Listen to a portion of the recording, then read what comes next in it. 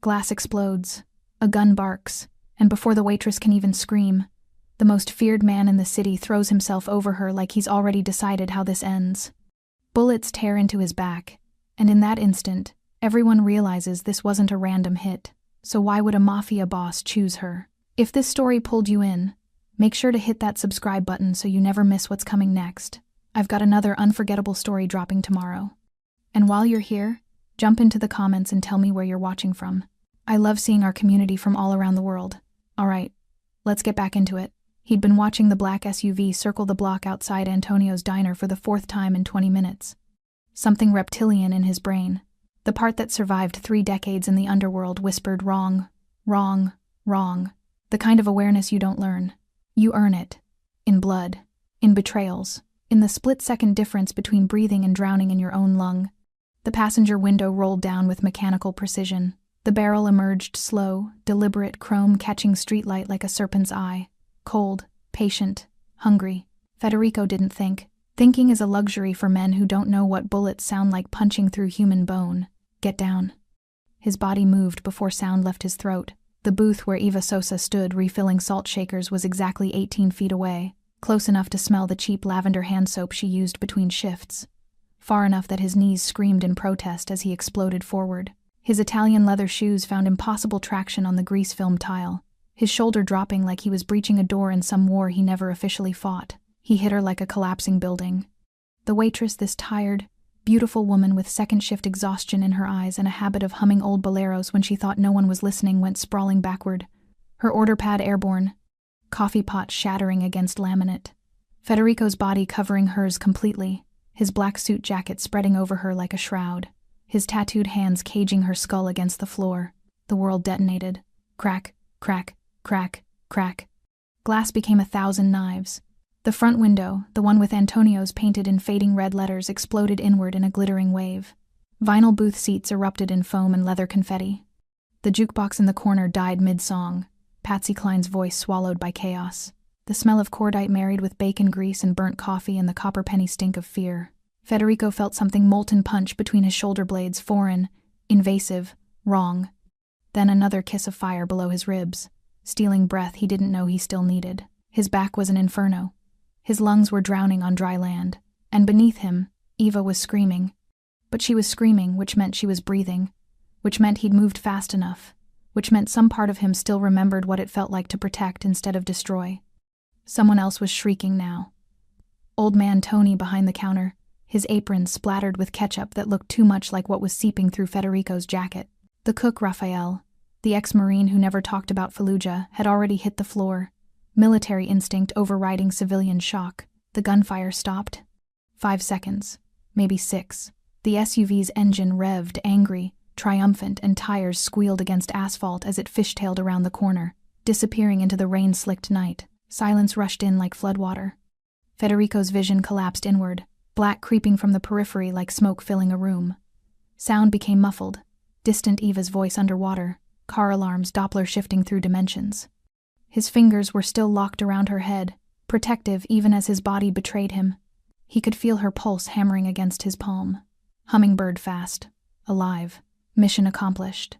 Some dark corner of his brain whispered, "You can let go now." But he couldn't, wouldn't, because letting go meant accepting that his body had limits, and Federico Basso had built an empire on the fiction that he didn't bleed like other men. Except he was bleeding now, a lot. Hey, stay with me." Eva's voice cut through the fog, sharper than the pain. Her hands were on his face suddenly, forcing his head up, those brown eyes wide, terrified, furious, filling his entire field of vision. "You don't get to die. Not like this. Not for me." Federico tried to speak. Managed only a wet cough that tasted like iron and regret. "Someone call 911! Eva screamed over her shoulder, but her eyes never left his. Her hands moved to his back, pressing against the wounds with surprising strength for someone so small. The pressure sent white-hot agony cascading down his spine, but it also meant she knew what she was doing.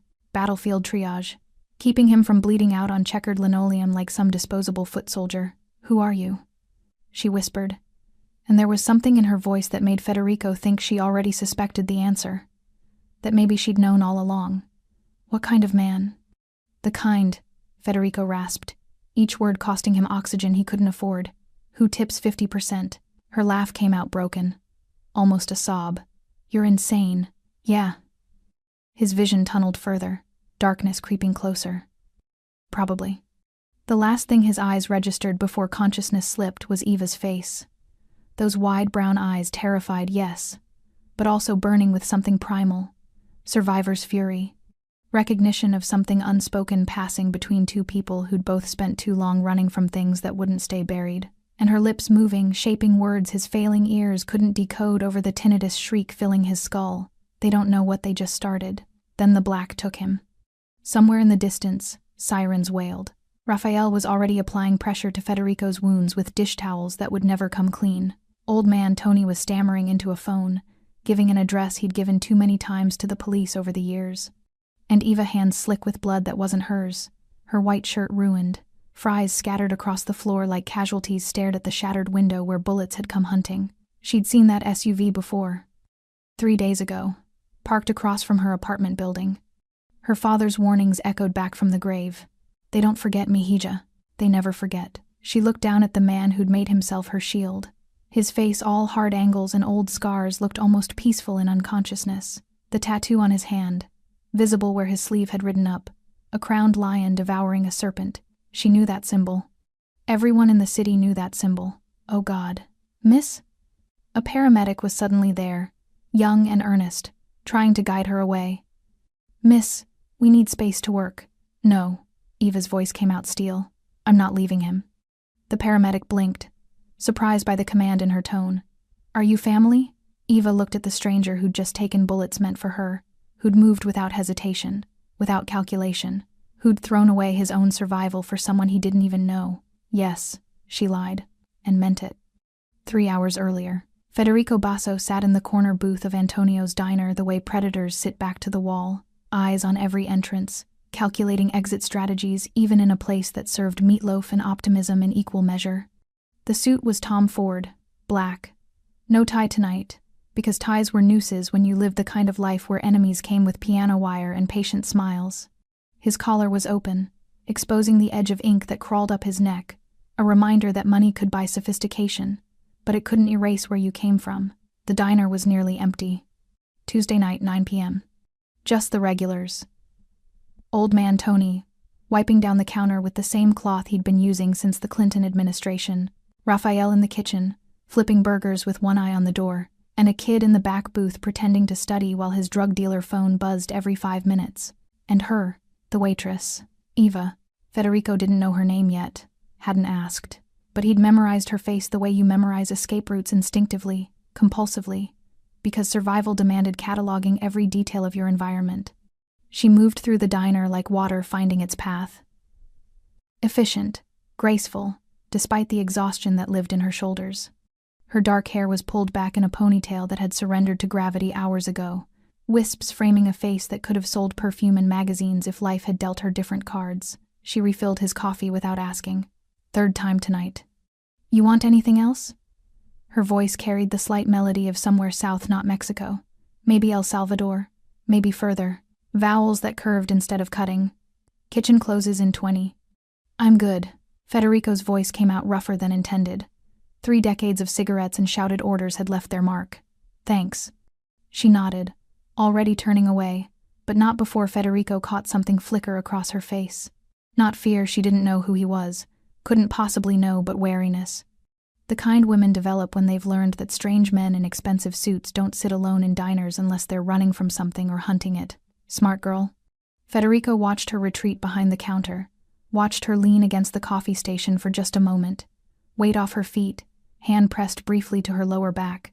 Double shift, maybe triple, the kind of tired that lived in your bones and made rent anyway. He wondered idly what she was running from. Everyone in this city was running from something. The bell above the door chimed. Federico's hand drifted instinctively toward his waistband muscle memory. Useful paranoia, but it was just a couple. Tourists by the looks of their cameras and their complete lack of street awareness. They took a booth by the window, laughing about something on one of their phones.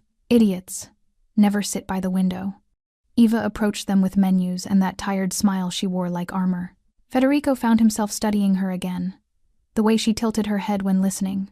The calluses on her hands not just from carrying trays. Something else. Something older. Stop, he told himself. She's not your business. Except every instinct he'd honed over 30 years of surviving the unsurvivable was screaming that she was his business.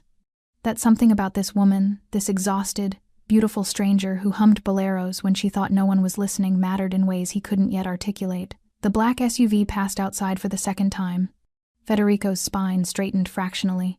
Not the same one as an hour ago. This one had tinted windows and moved too slow for traffic, too fast for someone looking for an address, reconnaissance.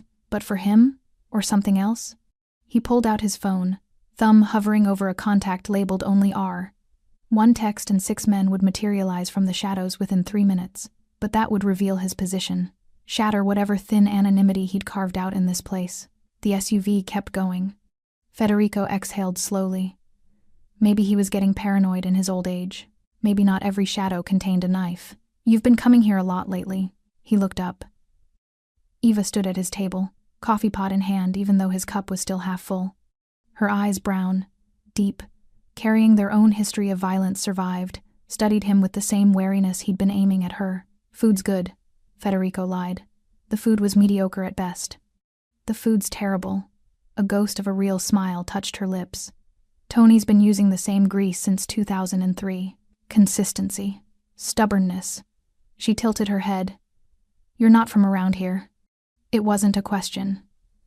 Federico found himself appreciating the directness. Most people in this city spoke in layers, subtext, wrapped in innuendo, wrapped in plausible deniability. I'm from everywhere. True enough. You? Nowhere. Her smile disappeared. Look, I don't mean to pry. You're a good tipper. You don't cause trouble. And in this neighborhood that makes you a unicorn. But, she paused, choosing words carefully. If you're waiting for someone, or watching for someone, or hiding from someone, I just need to know if it's the kind of thing that's going to end with bullets through Tony's window. He's a good man. Doesn't deserve that. Federico felt something cold settle in his chest. Not anger. Respect. She'd made him. Not for who he was, she couldn't possibly know that, but for what he was. Dangerous. Careful. The kind of man who wore expensive suits into cheap diners and watched exits like they were salvation. I'm not bringing trouble, he said quietly. And meant it. This place was neutral ground, Switzerland. The one location in the entire city where Federico Basso could pretend he was just a man with too many scars and not enough sleep. Eva studied him for a long moment, then nodded. Okay. Okay? I believe you. She turned to leave, then paused. You remind me of my father. He used to sit exactly like that. Back to the wall, eyes on the door. What happened to him? He trusted the wrong people. Her voice carried no emotion. Just fact. Died 3 years ago. Before Federico could respond, she was gone. Back behind the counter, back to humming songs about heartbreak and survival. The SUV passed outside for the 3rd time. Federico's hand moved to his phone, but he never got the chance to dial, because that's when the passenger window rolled down and the barrel emerged, and instinct overrode everything else. Eva had learned to make herself small. It was a survival skill, like checking locks twice or memorizing which floorboards creaked, or knowing exactly how much cash you could carry without attracting the wrong kind of attention. Small meant safe. Small meant invisible. Small meant the ghosts that haunted her father's life might overlook his daughter grinding through double shifts at a diner that smelled like yesterday's hope and decade-old grease. Except ghosts don't forget, and neither do the men who create them. She stood outside Antonio's diner now, watching paramedics load Federico Basso into an ambulance. His blood was still warm on her hands, sticky, cooling, impossible to ignore. Her white uniform shirt was ruined, red blooming across fabric like some obscene flower. The tourists who'd been sitting by the window were giving statements to police, their vacation story now, including the phrase, "We almost died, but they hadn't died." She hadn't died, because a stranger in a Tom Ford suit had made himself a shield. Miss Sosa? Eva turned. The detective was young, maybe 30, with kind eyes that hadn't seen enough horror yet to stop believing in things like justice and closure. His badge read, Detective Morrison. He held a notebook like it contained answers instead of just more questions. I need to ask you some questions about what happened. Someone shot through the window. Eva's voice came out flat. Mechanical. The man in the booth, he pushed me down. Covered me. That's all I know.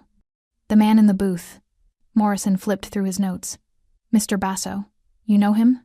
He's a regular. How regular? Eva's mind raced. Too much detail and they'd wonder why she'd paid attention. Too little and they'd suspect she was hiding something. He's been coming in for maybe 2 weeks. Sits in the same booth, drinks coffee, tips well, doesn't talk much. All true. All carefully incomplete. Morrison studied her face. You know who he is? A customer, Miss Sosa. The detective's voice gentled. Federico Basso is a very dangerous man. He runs. I know what he runs. The words escaped before Eva could cage them. Morrison's expression shifted. Less sympathy, more calculation. When did you figure it out? When he moved, Eva thought. When he threw himself across 18 feet of diner floor like bullets were something you could outrun if you just wanted it badly enough. When his hands caged my skull with the kind of care you don't learn in boardrooms or learn from accountants. When I saw the tattoo on his hand, the crowned lion devouring the serpent, and remembered my father's warnings about the families that owned this city's shadows. But she said, I didn't. Not until you just told me. Morrison didn't believe her. Eva could see it in the way his jaw tightened, the way his pen hovered over paper without writing. But he couldn't prove anything, and they both knew it. Did you see the shooters? No. Just the SUV. Black. Tinted windows. License plate? Eva shook her head. Lie. She'd seen it. Memorized it the way her father had taught her to memorize everything that might matter later. But giving it to the police meant questions she couldn't answer. Connections she couldn't afford to acknowledge. Morrison sighed. Closed his notebook. If you remember anything else, I'll call. Another lie. She watched him walk away, joining the cluster of uniforms processing the scene. Crime scene tape cordoned off the diner. Glass crunched under boots. Someone was photographing the bullet holes, 3 in the wall, 2 in the booth, 1 in the jukebox. Raphael stood smoking near the kitchen entrance, his 1,000-yard stare activated by gunfire the way it always was. Old man Tony sat on the curb, holding his head in his hands, probably calculating whether insurance would cover this, or if 40 years of serving coffee and lies was about to end in bankruptcy. Eva's phone buzzed. Unknown number. She almost didn't answer.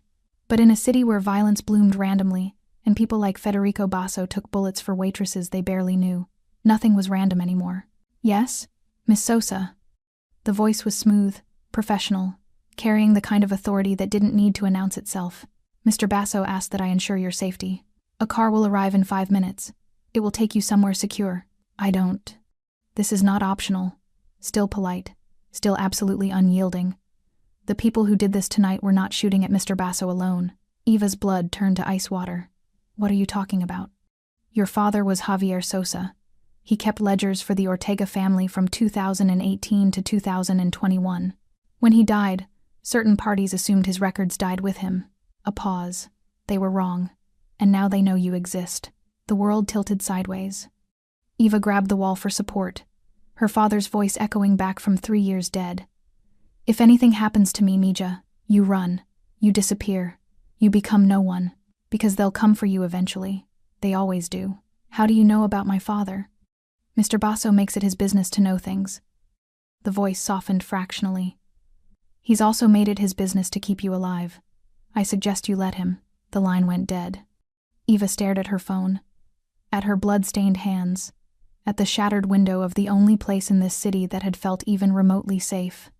A black sedan pulled up to the curb. Not the SUV from earlier, this one was sleeker, quieter, with a driver who looked like he'd been carved from granite and bad decisions. The back door opened. Eva had choices.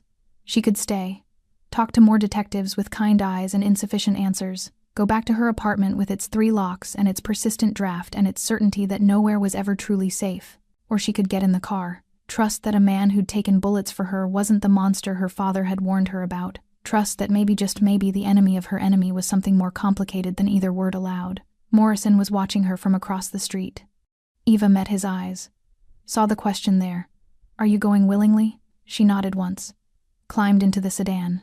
The door closed with the soft, expensive thunk of German engineering and irrevocable choices. As they pulled away from Antonio's diner, from the only life she'd built from the rubble of her father's death, Eva caught her reflection in the tinted window. She looked like her father in the weeks before he died, hunted, determined, already a ghost. The hospital smelled like bleach and broken promises. Eva sat in a corridor that had seen too many bad nights, her hands finally clean but still feeling stained. The driver he'd introduced himself only as Luca stood near the elevator like a statue carved from vigilance. Other people moved around them. Nurses with exhausted eyes, a janitor pushing a mop bucket that squeaked with each rotation, a woman sobbing into a phone in Spanish about someone who wasn't going to make it. Eva had been in hospitals before, when her father collapsed at the kitchen table, blood vessel bursting in his brain like a final punctuation mark on a life lived too close to fire. The doctors had talked about aneurysms and hereditary weakness and other clinical words that meant nothing except you're alone now. But her father's death had been quiet, neat, no bullets, no glass. No stranger throwing himself into fire without hesitation. Miss Sosa, a surgeon, emerged from the double doors, older, gray-haired, with the kind of steady hands that held lives together with thread and determination. His scrubs had rust-colored stains that laundry would never completely erase. Eva stood. Her legs were unsteady. Is he alive? The surgeon pulled down his mask. Mr. Basso is remarkably resilient. 2 gunshot wounds, one through the right scapula, one through the lower left rib cage. The scapula wound was through and through, missed major vessels. The second nicked his spleen. We removed it. He'll live, though recovery will be extensive. Relief hit Eva like a physical force. Her knees buckled slightly. Luca was there instantly, hand under her elbow, steadying her without a word. Can I see him? She asked. The surgeon hesitated. He's sedated. Won't be conscious for hours. And frankly, Miss Sosa, you've been through trauma yourself. You should go home, rest. I need to see him. Her voice carried an edge that surprised them both. Please. Something in her expression must have convinced him, because the surgeon nodded. 5 minutes. ICU, room 3. He's intubated, so don't be alarmed by the equipment. Federico looked smaller than he had in the diner. It was absurd the man was easily 6'2", built like violence wrapped in expensive fabric but lying in the hospital bed, tubes snaking from his arms and throat, machines beeping their mechanical lullabies. He looked almost vulnerable, human. Eva approached slowly, her footsteps silent on linoleum. His face was pale beneath the oxygen mask, the hard angles softened by sedation. Someone had removed his suit jacket, his shirt, the tattoos she'd glimpsed at his collar extended across his chest and shoulders, intricate work, expensive ink, telling stories she couldn't read. The crowned lion on his hand seemed to watch her. She pulled a chair close to the bed. Saturday. Her fingers hovered over his unbandaged hand, the one without IVs, before settling gently on his knuckles. His skin was warm. Still alive. Still here. You're an idiot, she whispered. You know that? A complete idiot. The machines beeped their indifferent rhythm. I didn't ask you to save me. Didn't ask you to... Her voice cracked. She pressed her free hand to her mouth, forcing the emotion back down where it belonged. Tears were a luxury she'd abandoned 3 years ago, but they came anyway. My father used to say that men like you, men who lived in the shadows, couldn't afford to be heroes. That heroism was for people who didn't understand how the world really worked. Eva's thumb traced the edge of Federico's tattoo. He said that if you ever saw someone like him move without thinking, run, because instinct without calculation meant they'd finally lost control. And out of control men were the most dangerous kind. She laughed bitterly. But you didn't look out of control. You looked certain, like you'd made a choice before your brain even processed there was a choice to make. The door opened quietly. Eva looked up. 3 men entered, not doctors, not nurses. They moved like Luca. Economical, alert, dangerous in that casual way that came from practice. The first was older, 50-something, with silver threading his dark hair and eyes that had seen too many rooms like this. He wore a suit that probably cost more than Eva's monthly rent. Miss Sosa. His voice was the one from the phone. I'm Tommaso Ricci. I handle Mr. Basso's business interests. You're his lawyer, Eva said flatly. Among other things. Tommaso's gaze flicked to where her hand rested on Federico's. Something shifted in his expression, surprise, maybe, or concern. The doctors tell us he'll recover fully. Thanks, in large part to your quick thinking. Applying pressure to his wounds likely kept him from bleeding out. I didn't do anything special. You didn't run. Tommaso moved closer, his companions flanking the door. When most people see that much blood, they panic, freeze. You kept him alive. Eva withdrew her hand from Federico's, suddenly aware of how this must look, the waitress playing at intimacy with a man whose world she didn't belong to. Your driver said people were shooting at me too, that it wasn't just about him. It wasn't. Tommaso's expression hardened. We've identified the shooters, contract killers out of Newark, hired by the remnants of the Ortega family. Your father kept very detailed records of their operations, Miss Sosa. When he died, they assumed those records were destroyed, but someone recently indicated otherwise. I don't have any records. I don't know anything about. They don't care what you know. They care what you might know. Tommaso's voice was gentle, but the words were knives. Your father was careful, paranoid. The kind of man who would have contingency plans. They believe he told you something, gave you something, and they won't stop until they're certain he didn't. The room felt smaller suddenly, airless. So what happens now? Now, Mr. Basso's organization ensures your safety. Tommaso glanced at the man in the bed. He's already given orders. You'll be moved to a secure location. Guards, new identity if necessary, whatever it takes. Why? Eva's voice rose despite herself. He doesn't even know me.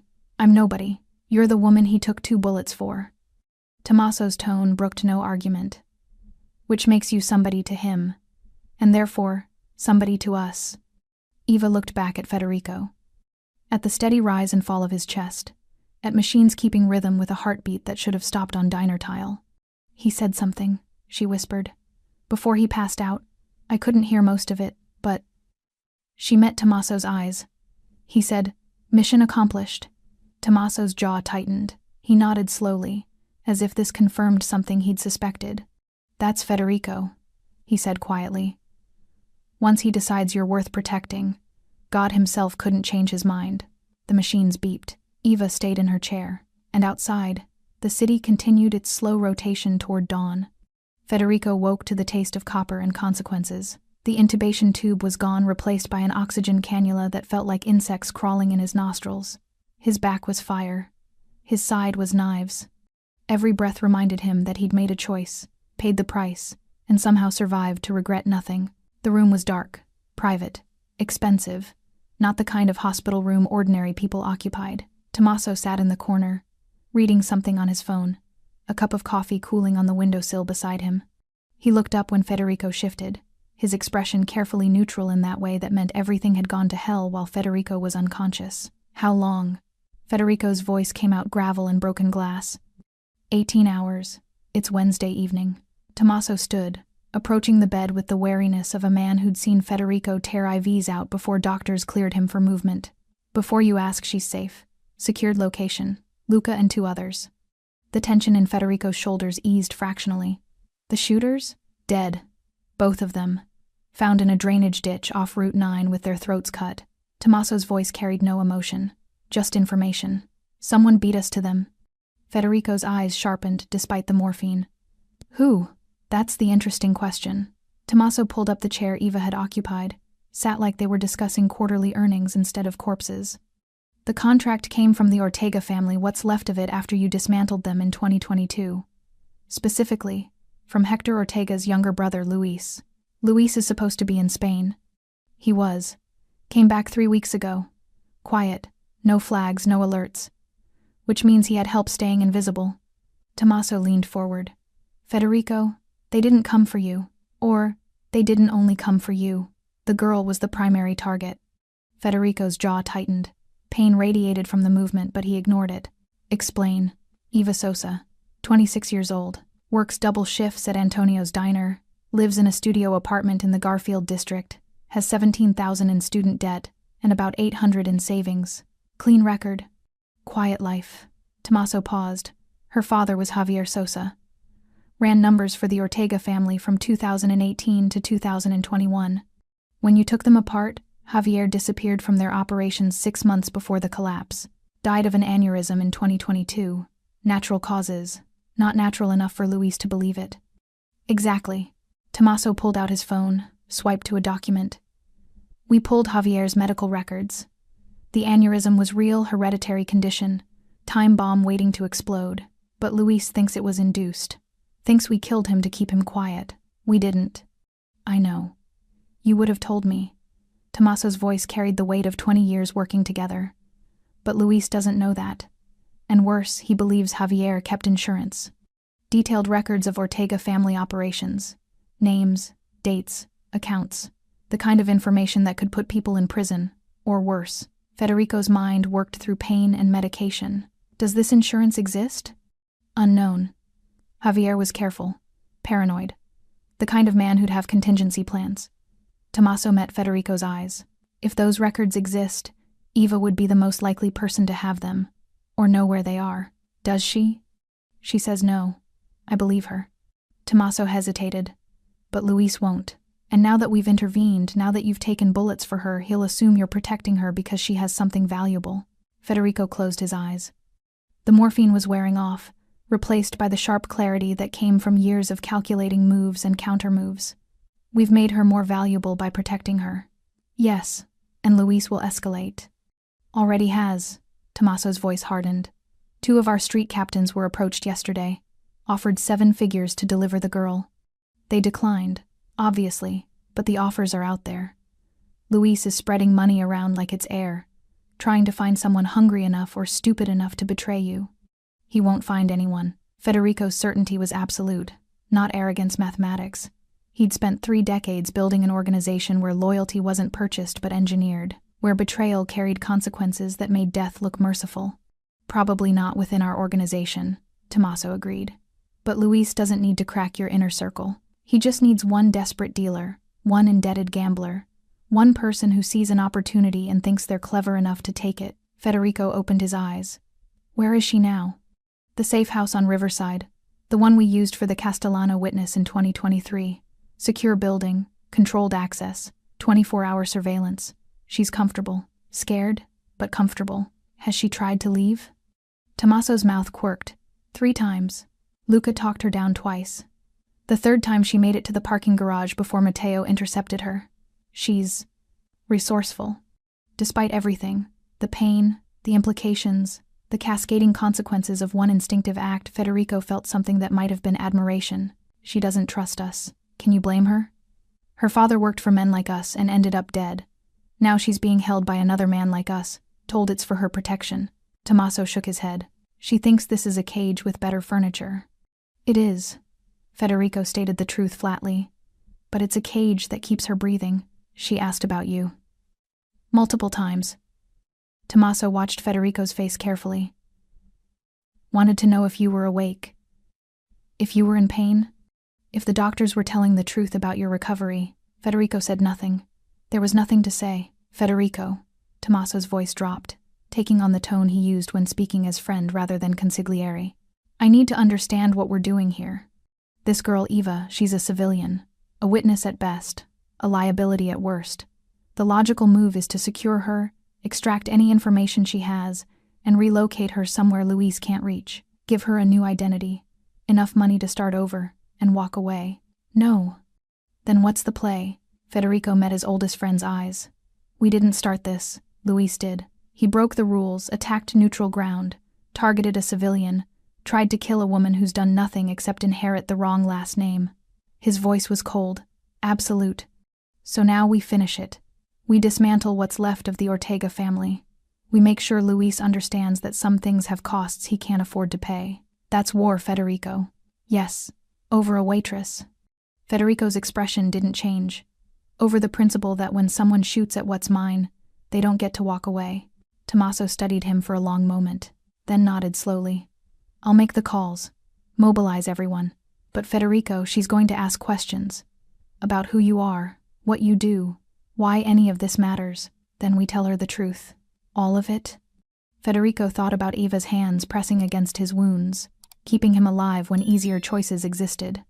About her voice in the darkness, calling him an idiot with tears in her eyes. About the way she'd looked at him in the diner, wary but curious, afraid but not running.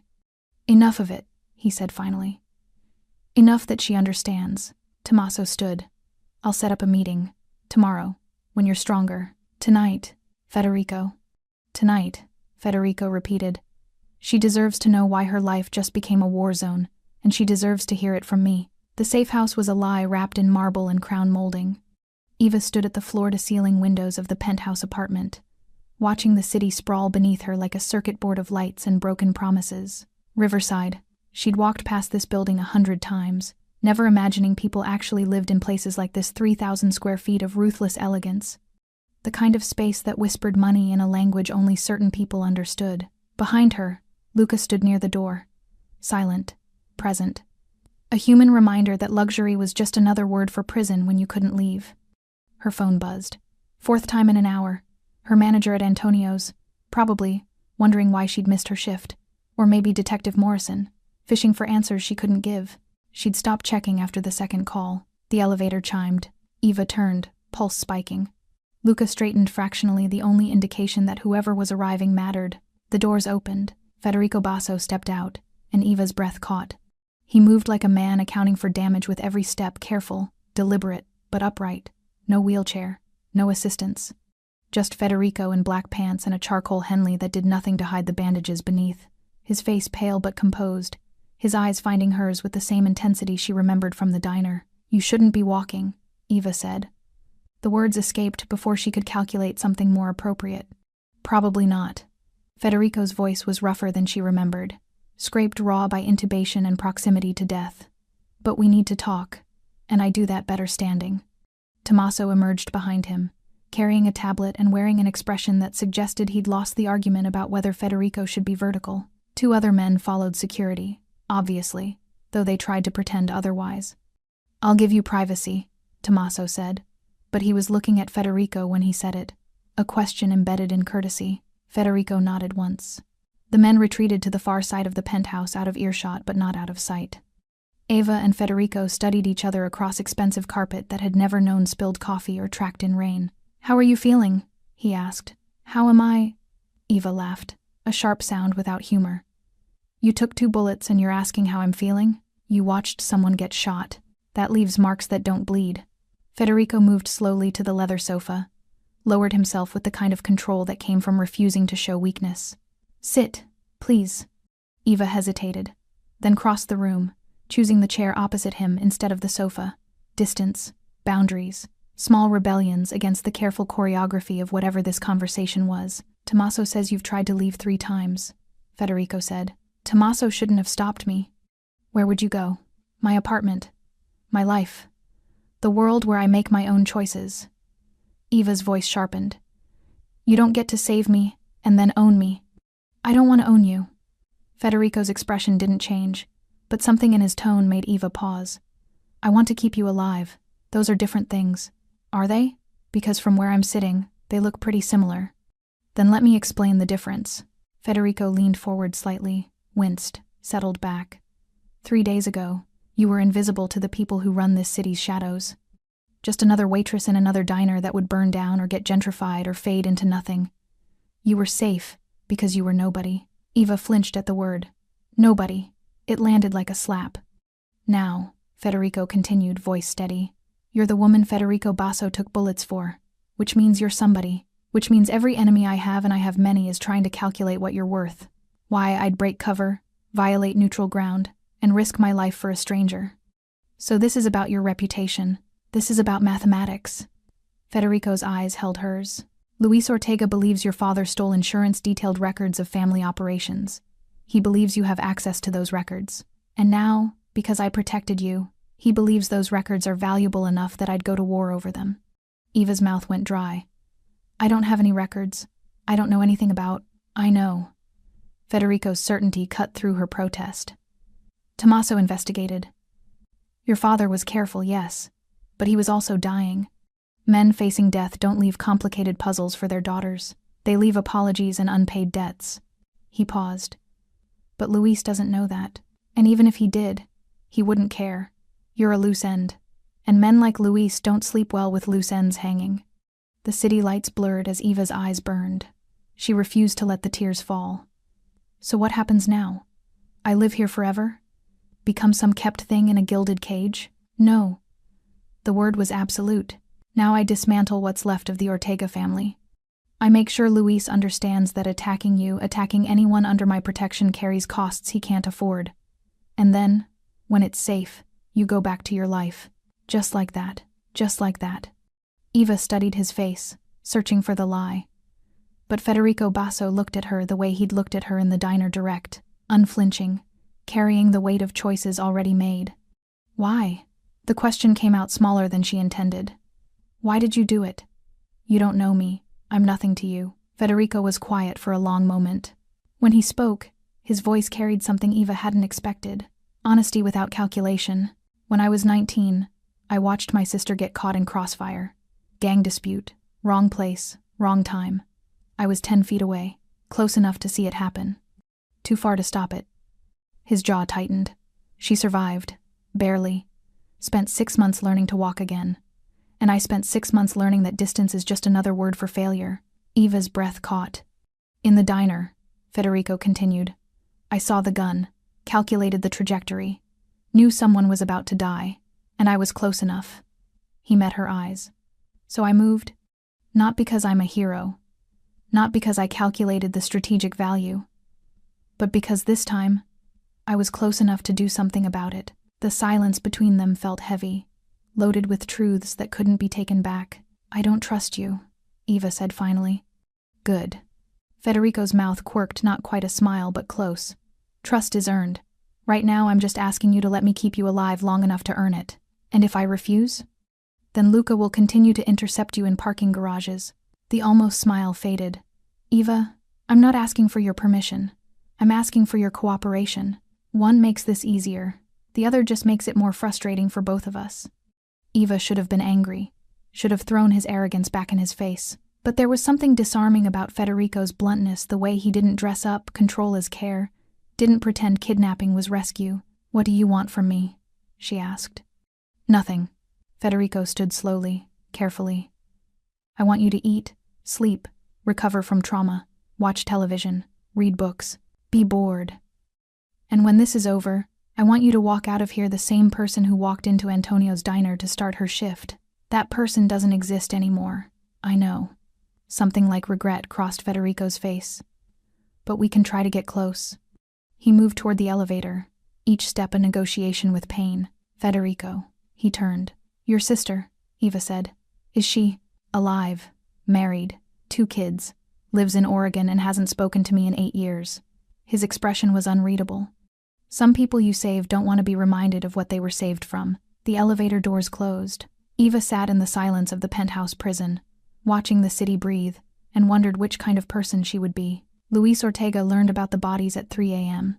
The call came from his cousin, Mateo, whose voice carried the kind of panic that made bad situations exponentially worse. The 2 contract killers, expensive, professional, guaranteed results, had been found in a drainage ditch with their throats opened ear to ear. No identification, no phones, no evidence except the message carved into what they'd been.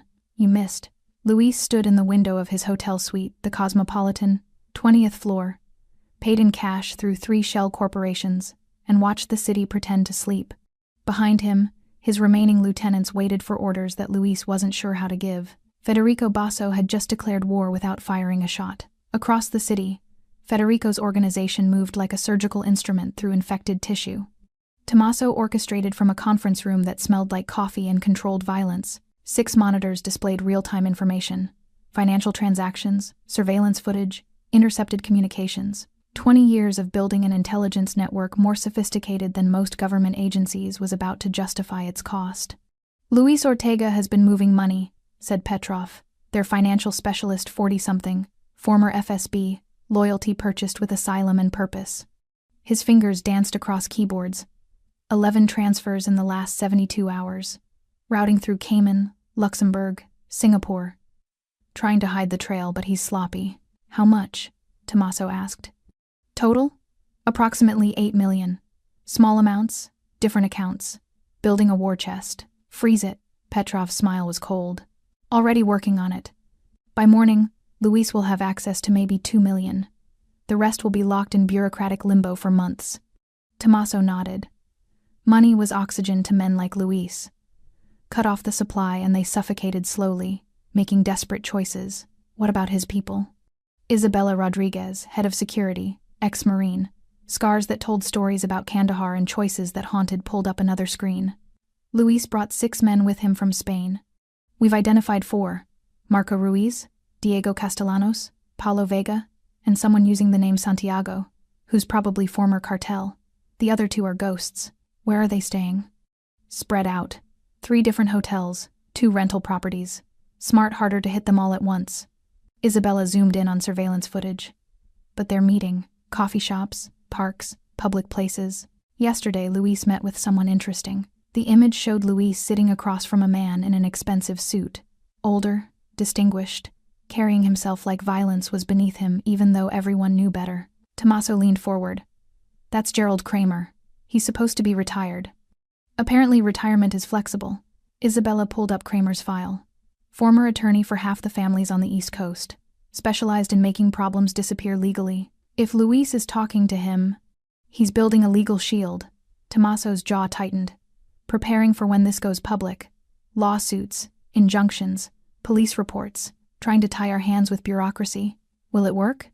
Not even a little. Tommaso's smile was predatory. But it means Luis is scared. He's not thinking about winning anymore. He's thinking about surviving. Federico watched the operations from his hospital bed, discharged against medical advice after 36 hours. The doctors had protested. Federico had ignored them. War didn't wait for surgical wounds to heal. And this was war cold, calculated. The kind where bodies dropped quietly and the law arrived too late to matter. His tablet displayed the same feeds Tommaso watched. He'd built this organization to operate like a machine. Efficient, ruthless, capable of dismantling threats without his direct involvement. But this felt different. Personal. Every move was about Eva, whether his people understood that or not. His phone buzzed. Tommaso, Luis just lost access to 6 million, his consigliere reported. He's panicking. Made 4 calls in the last hour, all to people who won't answer. His lieutenants are nervous. Good. Keep the pressure steady. I want him making mistakes. Federico. Tommaso's voice shifted. Diego Castellanos tried to contact someone in our organization, offering information in exchange for protection. Who did he contact? Junior. He declined. Reported it immediately. Junior, real name Christopher Park, 28. Brilliant with computers and utterly loyal, had worked for Federico since he was 19. The fact that Luis's people were approaching him meant they were more desperate than anticipated. Let Diego make contact again, Federico said. This time, Junior accepts. We set up a meeting. You want to flip him? I want to understand what Luis is really after. Federico shifted, pain radiating from his wounds. Diego's not a soldier. He's an accountant pretending to be hard. The moment he thinks we're winning, he'll tell us everything. And if it's a trap, then Diego learns that traps work both ways. Eva saw the news 3 days after the diner shooting. She'd been watching a cooking show, mindless, safe, requiring nothing but occasional attention when the program cut to breaking news.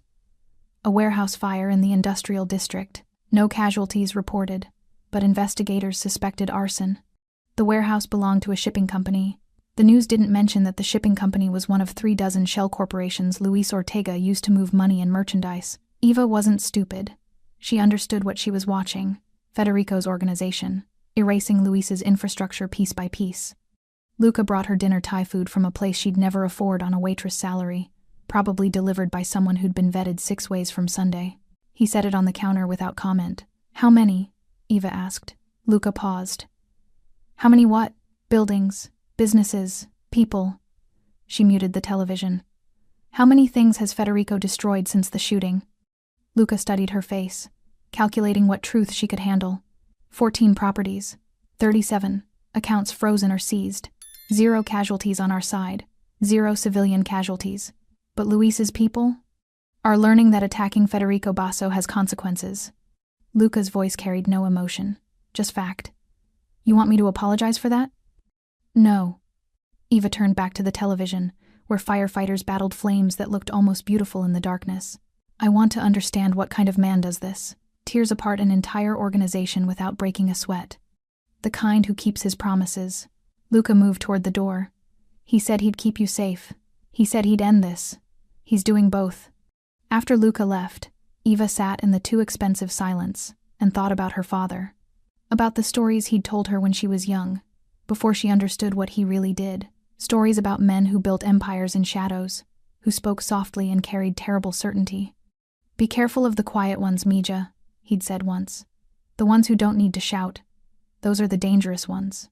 Those are the ones who've learned that power doesn't need to be loud to be absolute. Her phone buzzed. Unknown number. Against every instinct, Eva answered. Eva Sosa. The voice was accented Spanish, but older, refined. Luis. We should talk. Her blood turned cold. How did you get this number? I'm resourceful. And I'm reasonable. Whatever Federico is paying you to hide, I'll triple it. Just give me what your father left behind. I don't have anything. Then give me something else. Information. Access. Proof that Federico is the monster everyone says he is. Luis's voice softened. Help me, and I'll make sure you survive this. Refuse. And Eva hung up. Her hands were shaking. She should tell Luca. Tell Tommaso. Tell someone that Luis had breached their security, gotten her number, made contact. Instead, she walked to the window and watched the city burn in small, controlled increments, and wondered how long before the fire reached her. Eva told Federico about the call the next morning. She'd spent the night weighing silence against honesty, calculating which choice would cost less. By dawn, exhaustion made the decision for her. Secrets were currency in Federico's world, and she'd already learned that withholding them carried interest she couldn't afford. He arrived at the penthouse at 8 a.m., moving better than yesterday but still carrying damage in the set of his shoulders. Tommaso accompanied him, along with a woman Eva hadn't met mid-30s, dark hair pulled severe, eyes that catalogued threats the way other people catalogued grocery lists. This is Isabella, Federico said. Head of security. If Luis contacted you, she needs to know everything. Eva recounted the call. Every word she could remember, every inflection, every pause. Isabella recorded it on her phone, her expression unchanging as Eva described Luis's offer. He's getting desperate, Isabella said when Eva finished. Reaching out directly means his other channels are failing. Or it's psychological warfare, Tommaso added, making her feel unsafe even here, undermining her trust in our security. It's working, Eva said quietly. If he can get my number, what else can he reach? Federico's jaw tightened. He looked at Isabella. How? Unknown. Could be a leak, could be sophisticated hacking, could be simple social engineering. Isabella's tone was professional, clinical. We'll trace it. Change her number. Add additional security protocols. But Federico. She hesitated. She's right to be concerned. If Luis is this motivated, he'll keep trying. Then we accelerate, Federico said. How long until we have Diego? Meeting set for tonight. Junior's playing nervous, like he's worried about getting caught helping. Diego's eager. Tommaso pulled up his tablet. We've selected a location-abandoned office building in the garment district. Controlled environment, multiple exits, clean sightlines. I want to be there, Federico said. You can barely stand for 10 minutes without bleeding through your bandages, Tommaso replied. Send me, send Isabella, but you need to heal. I need to finish this. The two men stared at each other, decades of partnership compressed into a silent conversation Eva couldn't decode. Finally, Tommaso nodded. You stay in the car. If shooting starts, you don't engage. Agreed. Isabella looked skeptical, but said nothing. Eva recognized the expression, the resignation of people who'd lost too many arguments to waste energy on battles they wouldn't win. I want to come, Eva said. 3 sets of eyes turned to her. Absolutely not, Federico said. He's doing this because of me. Because of whatever he thinks I have or know. Or, Eva's voice strengthened. I deserve to understand what's happening. To see the people who decided I'm worth killing. You deserve to stay alive, Federico countered. Which means staying here, where it's safe. Safe, Eva laughed bitterly. He called me here. In your fortress. In your safe house. There's no safe anymore, Federico. There's just different degrees of danger. Federico studied her face. Eva held his gaze, refusing to flinch. She's not wrong, Isabella said quietly. And having her there might actually be useful. If Diego's hesitating, seeing the person he's been paid to hunt might push him to cooperate faster. Or it puts a target in the room, Tommaso argued. The target's already in every room she occupies, Isabella replied. At least this way, we control the environment. Federico closed his eyes briefly. When he opened them, they'd gone cold, the expression Eva recognized from the diner, the one that made him look less like a man, and more like the mechanism of violence he'd built his life around. Fine. But you stay in the vehicle. Bulletproof glass, armored plating, Isabella beside you the entire time. You don't exit under any circumstances. Understood? Eva nodded. Say it. I don't exit under any circumstances. Good. Federico turned to Tommaso. Set it up. And Tommaso, if anything goes wrong, your priority is getting her out. Not me, not Junior. Her, Tommaso's expression flickered surprise, maybe concern, but he nodded. Understood. That afternoon, Eva found Federico on the penthouse balcony. He stood at the railing, looking out over the city with the stillness of a man accustomed to watching empires from high places. His shirt was different black, loose, probably chosen to hide fresh bandages. The wind moved through his dark hair, gray threading the temples in ways that made him look distinguished rather than old. Eva approached slowly. "Can I ask you something?" "You'll ask regardless of my answer." His mouth quirked slightly. "Your sister, the one who got shot." Eva leaned against the railing, maintaining distance. "You said she doesn't talk to you. Why?" Federico was quiet for a long moment. "Because I became the thing that hurt her. Not literally, I didn't pull the trigger, but I stayed in this world, built an organization, made myself into exactly the kind of man who creates crossfire." He glanced at her. "She wanted me to choose differently. I couldn't." "Couldn't or wouldn't?" "Both." He turned to face her fully. "By the time she recovered, I was already too deep.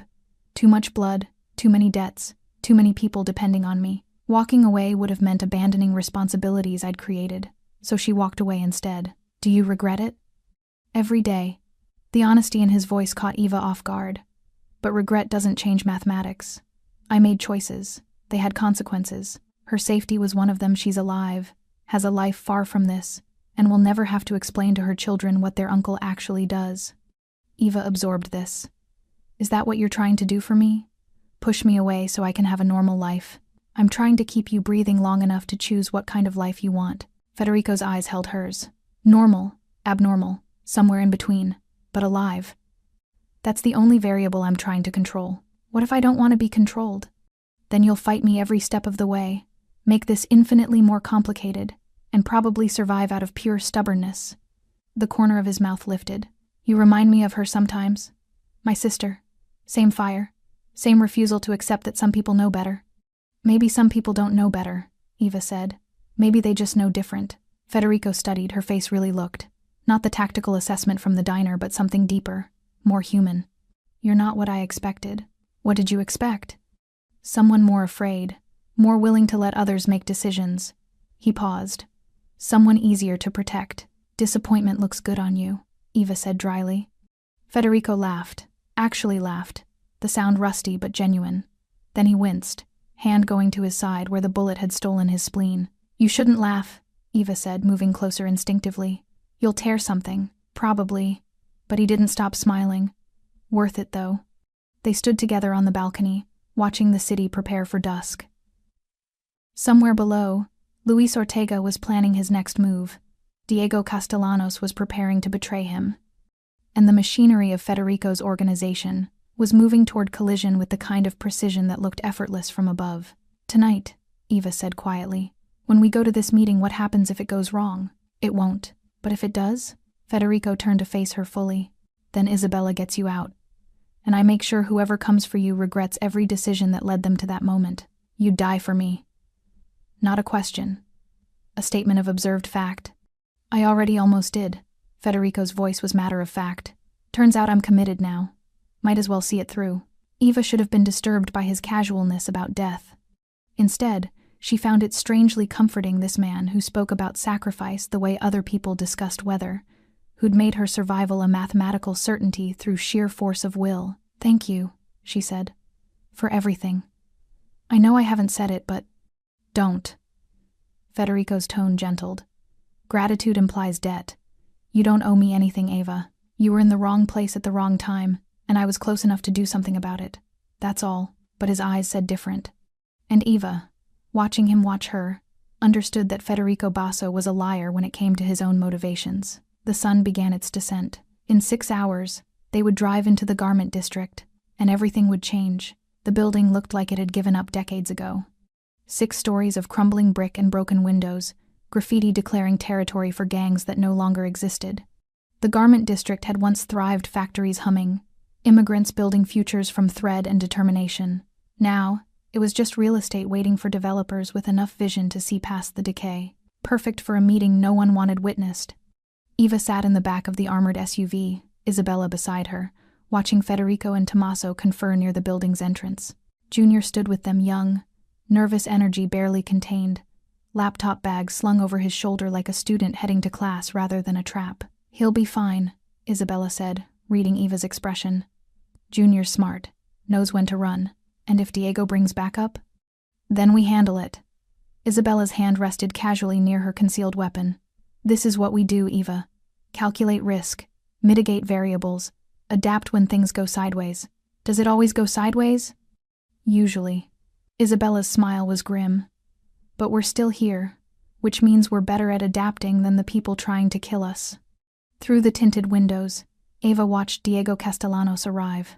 Mid-40s, soft around the middle, wearing a jacket too expensive for this neighborhood. He looked exactly like what he was an accountant playing at being dangerous, realizing too late that numbers on spreadsheets translated to bodies in ditches. Junior approached him, shook hands. Nervous laughter carried on the wind. They disappeared into the building. "Now we wait," Isabella said. Federico returned to the SUV, sliding into the passenger seat with careful movements that betrayed his injuries.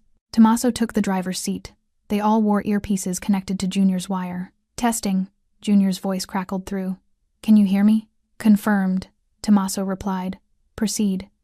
Static, footsteps echoing in empty space. Then Diego's voice, hushed and urgent. "You're sure no one followed you?" "Positive. I was careful." Junior's tone was perfect, scared but greedy. Exactly what Diego needed to hear. "But I need to know what I'm getting into. What does Luis want?" "The girl, Eva Sosa. Information about where Federico's keeping her." Eva's breath caught. Isabella's hand found her arm, steadying. "Why her?" Junior pressed. "She's nobody, just a waitress. She has something, records her father kept. Luis needs them before Federico figures out they exist." Diego's voice dropped further. "He's offering $2 million, one for information, one for delivery." "Delivery?" Junior let appropriate horror creep into his tone. "You mean, alive. Luis wants her alive. Whatever she knows, he needs to extract it first." Through the earpiece, Eva heard Junior's calculated pause. "And after? After he gets what he wants?" Diego said nothing. The silence answered everything. "Jesus," Junior whispered. I knew this was serious, but $2 million, Christopher." Diego's voice hardened. "Enough to disappear. Start over. Be anyone you want to be anywhere in the world. All you have to do is tell me where she is." I need to think about it. You have 12 hours. Luis is leaving the city soon. Either you're in, or you're a liability. And Luis doesn't leave liabilities breathing." Footsteps. Movement. The sound of a door opening. "Diego." Junior's voice stopped him. "If I do this, if I help, how do I know Luis won't just kill me anyway? Tie up loose ends?" "You don't." Diego's laugh was bitter. "But you know for certain that Federico will kill you if he finds out you're even considering it. At least with Luis you have a chance." More footsteps. Then silence. "He's gone," Junior said quietly. "Did you get all that?" "Every word," Tommaso replied. "Well done. Exit the building. Head south 2 blocks. We'll pick you up." In the SUV, Federico's expression had gone absolutely cold. Eva had seen him angry, had seen him in pain, seen him calculating. But this was different. This was the face of a man who'd just had his suspicions confirmed and was now moving pieces toward checkmate. "He thinks I'm looking for records," Federico said quietly. "Which means he doesn't know they don't exist. He's operating on paranoia and assumption. Makes him easier to manipulate," Isabella observed. "Fear of unknown information is more powerful than actual information." "It also means he won't stop," Eva said. Everyone turned to look at her. "Even if you tell him the records don't exist, he won't believe you. He can't afford to. Because if they do exist and someone else finds them first." "He's exposed," Federico finished. "Yes, which means this ends one way. Luis has to disappear," Tommaso said. Not a question, a conclusion they'd all reached simultaneously. "Not disappear." Federico's voice was absolute. "That leaves doubt. Leaves his people wondering if he's in hiding, planning revenge. We need certainty. We need everyone to know that Luis Ortega came for what was mine and paid the price." Eva should have been horrified, should have protested the casual discussion of execution. But she thought about the call Luis's voice offering money while planning her death. Thought about Diego's silence when asked what happened after. Thought about spending the rest of her life looking over her shoulder, wondering if today was the day Luis decided to try again. How? she asked. Federico looked at her. You don't need to know the details. Yes, I do. Eva's voice was steady. This is happening because of me. Because of something I supposedly have. I deserve to know how it ends. Federico studied her face for a long moment, then nodded slowly. Luis is meeting with Gerald Kramer tomorrow, his lawyer. Probably finalizing contingency plans, legal protection, preparing for extended conflict. The meeting is at Kramer's office, neutral ground, public location, security cameras everywhere, so you can't touch him there, Eva said. No, but he has to leave eventually. And when he does, Federico's expression didn't change. Accidents happen, brake failures, gas leaks. Heart attacks aren't uncommon in men under stress. You're going to make it look natural. I'm going to make it look like Luis Ortega's paranoia finally caught up with his health. Federico's tone was matter of fact. His people will scatter, his operations will collapse. And you'll be forgotten, just another civilian who briefly intersected with business that didn't concern her. Junior appeared at the vehicle's door. Tommaso unlocked it, and he slid in, still carrying nervous energy but now mixed with relief. That was intense, Junior said, pulling off his wire. Diego's terrified. He'll probably try to run before his 12 hours are up. Let him, Federico said. We have what we need. Confirmation that Luis is operating on false assumptions. That gives us leverage. What about Diego? Junior asked. Nothing. He's a coward and a traitor, but he's also smart enough to disappear properly once he realizes Luis is gone. Federico looked at Tommaso. Any word on Luis's location? Hotel. He's ordered room service, settled in for the night. Tomorrow morning he meets Kramer at 9 a.m., Federico nodded. Then tomorrow morning, Luis Ortega stops being a problem. The drive back to the safe house was silent. Eva watched the city pass lights and shadows, people living lives that didn't include armored vehicles and casual discussions of murder. She wondered if she'd ever be one of those people again.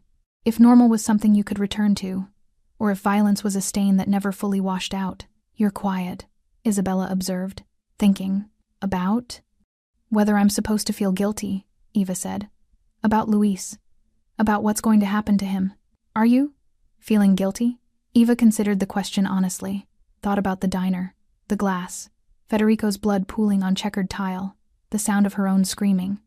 Luis's voice on the phone, so reasonable while planning her death. No, she said finally. I'm not. Isabella nodded. Good. Guilt is for people who had choices. You didn't choose any of this. Neither did Federico, Eva said quietly. He could have let me die. Should have, probably.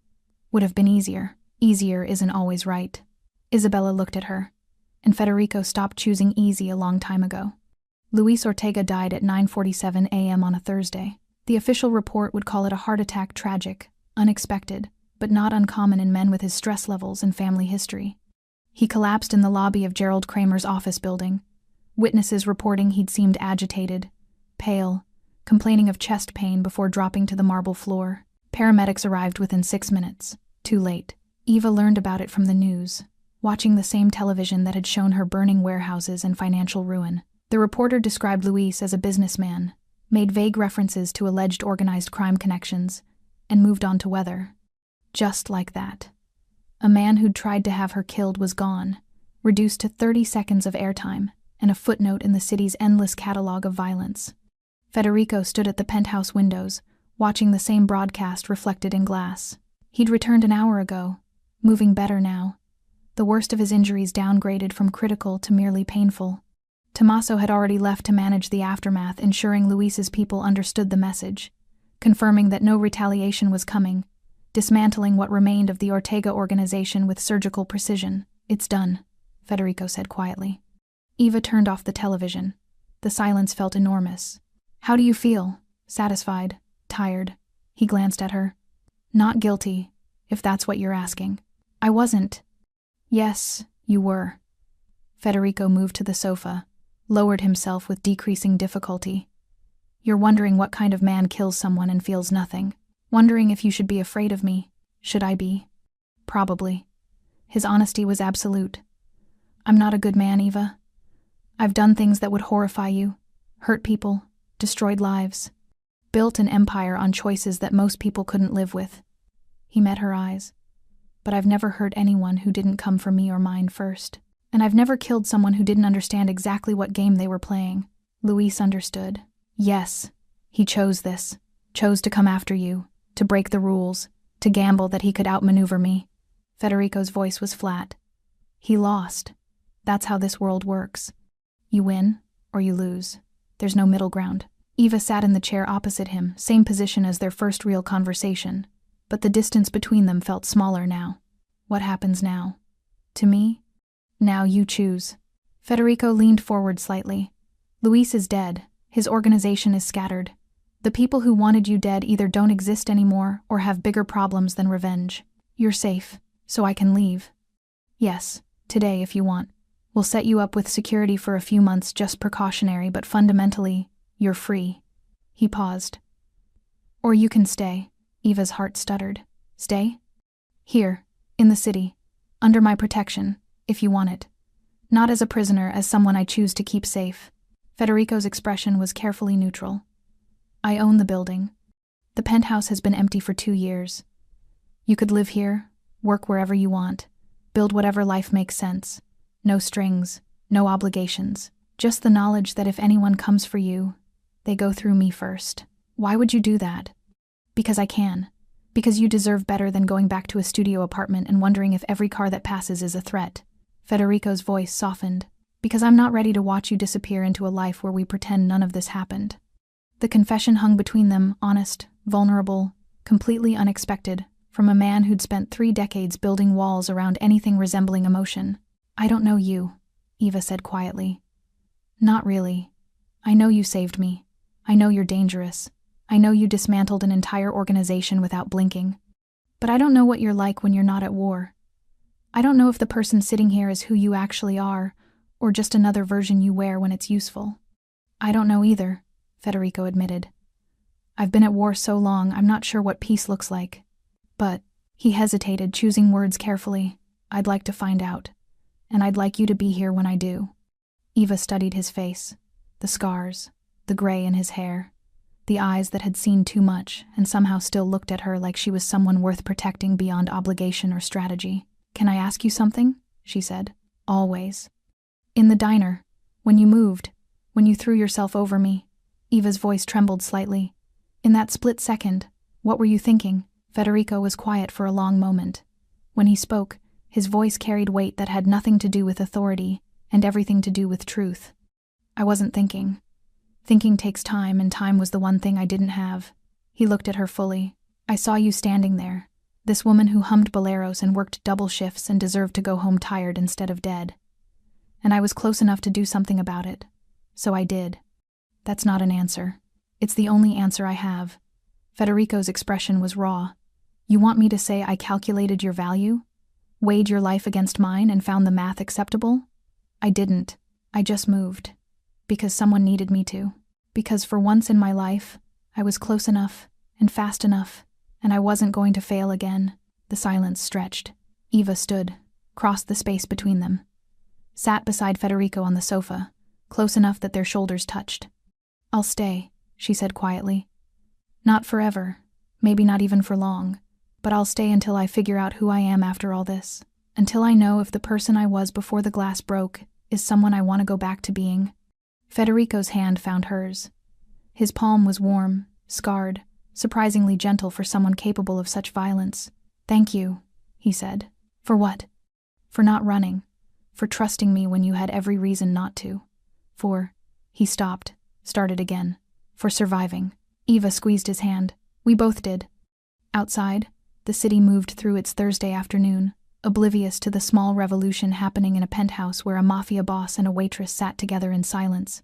2 people who'd found each other in the space between bullets and decided that survival was only the beginning. Tommaso called an hour later. Luis's people had scattered as predicted. Diego Castellanos had disappeared, probably to Mexico or further south. The remaining Ortega operations were being absorbed by other families, distributed like inheritance. It was over. Eva stood at the windows as dusk painted the sky in shades of amber and ash. Behind her, Federico answered emails, managing an empire from a tablet while his body continued knitting itself back together. Federico? He looked up. Your sister, the one in Oregon. Eva turned to face him. Do you think she'll ever forgive you? No. His answer was immediate, honest. Some distances are permanent. Some choices can't be unmade. I'm sorry. Don't be. She's alive. She's happy. She got the life she deserved, even if it meant leaving me behind. Federico set down his tablet. Sometimes the best thing you can do for people you love is let them go. Is that what you're going to do? Let me go eventually? If that's what you need. He stood, moved to join her at the window. But until then, I'm here. For as long as you want me to be. Eva looked at their reflections in the glass, two people who shouldn't make sense together, who'd found connection in chaos and were now fumbling toward something resembling peace. I used to think my father was weak, she said quietly, for staying in a world that eventually killed him, for not walking away when he had the chance. And now? Now I think maybe he stayed because walking away would have meant abandoning people who needed him, even if staying cost him everything. She met Federico's eyes in the reflection. Maybe that's not weakness. Maybe that's just love wearing a different face. Federico's hand found hers again. They stood together as the city lit up beneath them, a million lights, a million lives, a million stories about survival and sacrifice, and the choices that defined who people became in the space between violence and grace. Welcome home, Federico said softly. And Eva, for the first time since glass exploded and blood pooled on checkered tile, believed him. Thanks for staying with this story right till the final moment. You're the reason these stories come alive.